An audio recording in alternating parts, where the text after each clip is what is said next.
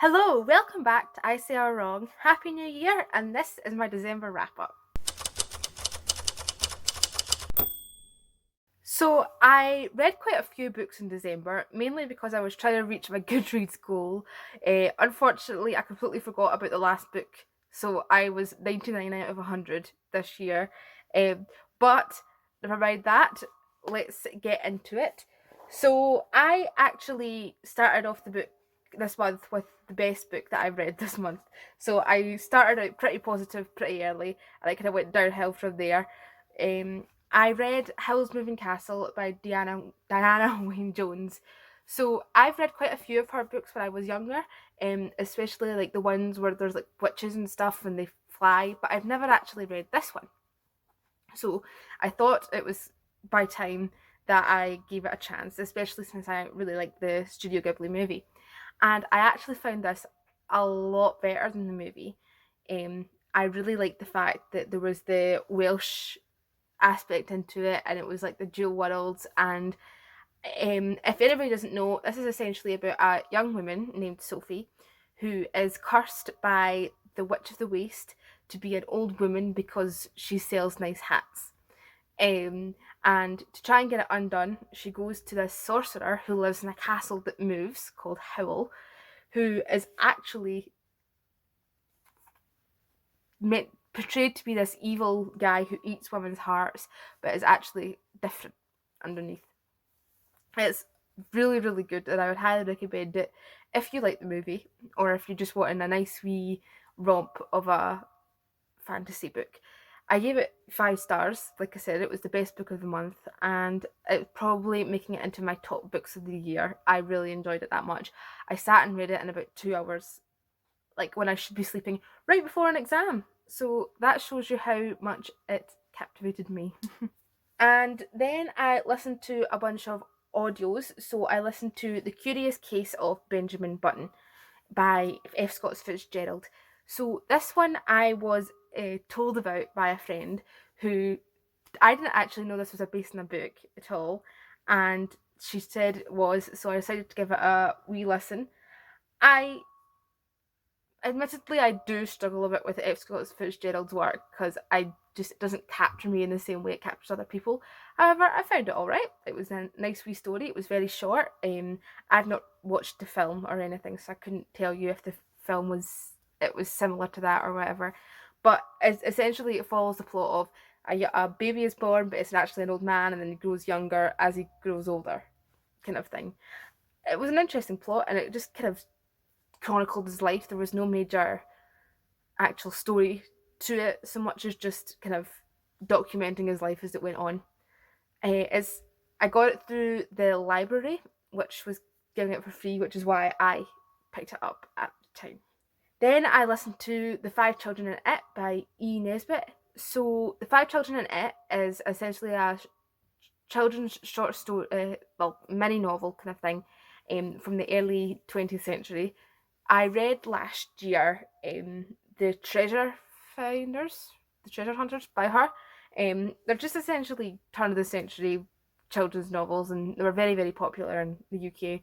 And it was good. There was definitely bits that kind of I remembered, so I think I must have read this before when I was younger, or I must have like watched an adaptation or something of it, because it was very, very similar all the way through. I gave it 3 stars. It was fun. I enjoyed reading it. It wasn't awful. There was some questionable bits in there, but I'm going to put that down to being the 20th century literature that it is, and not the fact that it is completely out of date. So yeah, it's kind of, I would say it's kind of along the same lines as like the Famous Five, or that kind of Eden Blyton-esque kind of children's book, which, you know, if you like that kind of thing, then maybe check her out. It's enjoyable. On you go. Then I listened to The Art of War by Sun Tzu, and I kind of do not know what I was expecting here. Everybody kind of, well, not everybody, but like it gets talked up as like this amazing kind of strategy based book telling you like kind of how to do strategies and stuff like that. It's essentially just a manual on how to run an army in the 6th century in China. like, I can understand how basic, more broad concepts of it could be translated into kind of more modern settings, but realistically, this is just telling you how to win battles in 6th century China with a Chinese army. So, you know, that's what it is. So I know how to do that now. If that ever comes along, I know how to win an army in 6th century China. But I gave it 2 stars. It was very short, so I didn't get bored of it too quickly. The audiobook I listened to was really good. Aidan Gillen read it out, and I always like his voice in audiobooks. But on the whole, I kind of don't see the hype of this classic, I'm afraid. And then I also continued with my reread of the Morganville Vampire series, which, again, like my previous 2 wrap-ups, I won't be going into too much detail, mainly because I want to talk about them as a whole in their own video. So I read number 8, 9 and 10, which were The Kiss of Death, Ghost Town and Bike Club, respectively. Oh, and I gave them all 3 stars except Kiss of Death, which I gave 4 stars. So that was the next 3 books in that list. And then I read a book which I have had on my shelf since last New Year's. So I got it in last December, and this was like the oldest book in my shelf. And that was The White Guard by Mikhail Bulgakov. So I really, this is the same author who wrote The Master and the Margarita. And I really enjoyed The Master and the Margarita. And so I thought I'd pick up one of the books that actually kind of appealed to me.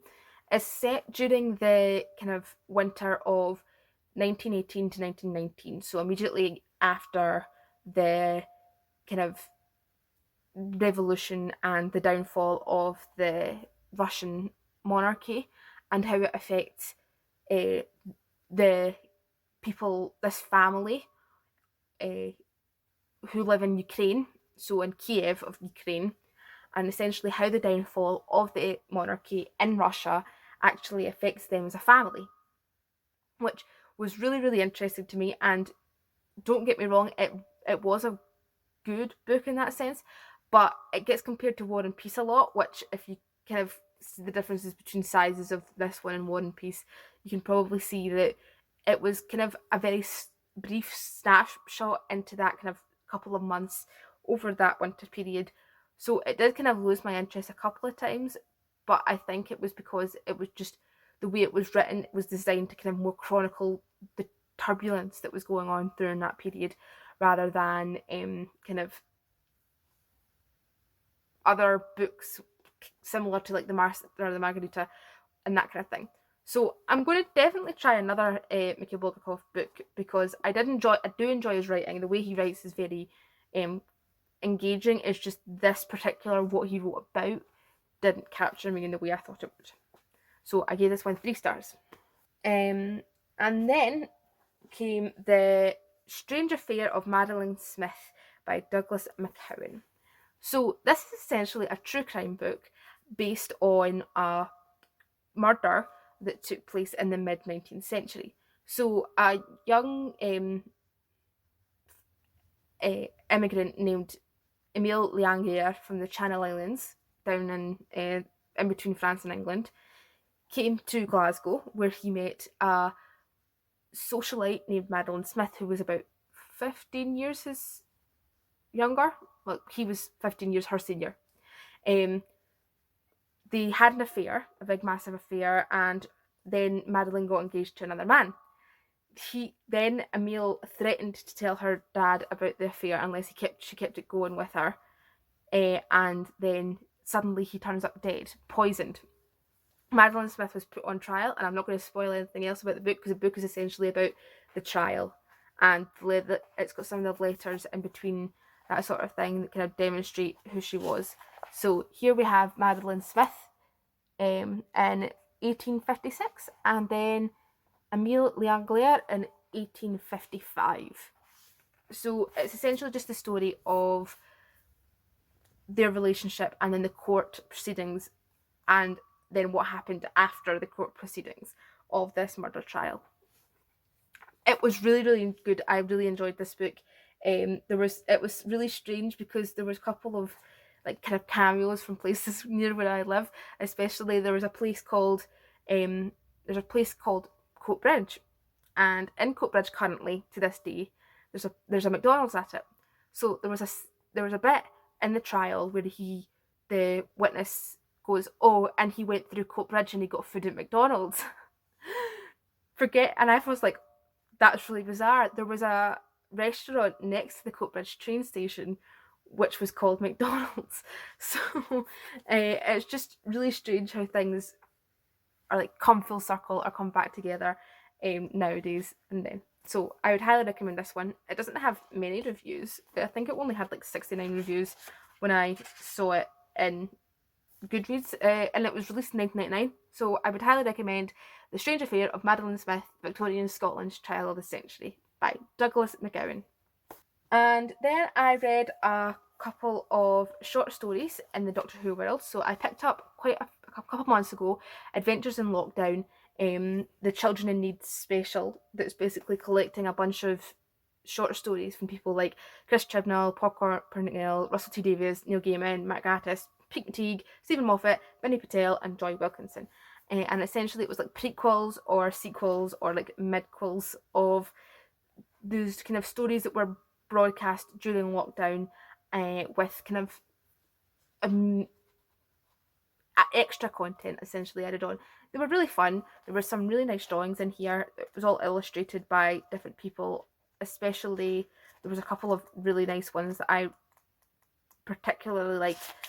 This one was one of them, when you've got 13 meeting Susan, and particularly the kind of more abstract one of the Corsair in a story by Neil Gaiman. I really, really liked that one, which makes me want to go and check out her comic appearances. So it was a good kind of insight and little dipping toes into different writers and different things. And I gave this one 4 stars, which is probably the highest I've ever given a short story collection. I just consistently really, really liked the stories, especially because they linked into episodes, which I also really liked. And then I finished, so a couple of months ago, during the summer, I started reading Anthony Horowitz's The Diamond Brothers series. And I got 2 books in and I thought, nah, this is not for me. I'm not really enjoying these anymore. And then at the end of the year, I picked them back up. So there's 5 books in these 3 collections. So you've got The French Confection, The Greek Who Stole Christmas, The Blood Man, I Know What You Did Last Wednesday, and South by Southeast. And I thoroughly enjoyed all of them. I think I wasn't in the right headspace to be reading them at the time, and now I am. I think my favourite of the 5 was I Know What You Did Last Wednesday, because it was kind of like a twist or a spoof kind of thing of Agatha Christie's And Then There Were None, which is one of my favourite Agatha Christie's books. So basically they all go to a remote Scottish island where they start to get killed off one by one, and the brothers need to try and figure out what they did. These books are great, and I recently found out that they were illustrated by the guy that did Horrid Henry and their illustrations. So there you go, fun fact of the day. I gave all of these stories 3 stars, except from I Know What You Did Last Wednesday, which I gave 4 stars. So that was another 5. And then last but not least, in a desperate attempt to get to my total, I listened to the collection of short ghost stories by M.R. James, called Volume 2, which was narrated by Derek Jacobi. These were okay. I don't really have much to say about them. I admittedly was a bit distracted when I was listening to them, which made me come back to them and go, wait a minute, what was that? There was one in particular that stuck out to me about a rector of a church who saw the paintings move, and that was quite creepy. But all on the whole, I gave the collection 2 stars. So, yeah, that was essentially all my books of the previous month, December. I have a best books of 2021 and best books of 2021. Worst books, I don't even know what I'm saying anymore. I do apologise. Best and worst books of 2021, a couple of videos coming out on Wednesday and next Sunday. And then after that, who knows? I will definitely be trying to post every single week if I can, but sometimes it just kind of gets a bit too busy and I get distracted. But thank you very much for sticking with me. This has been my first year on YouTube, and I hope you've enjoyed. And Happy New Year once again, and I'll see you in the next one. Bye!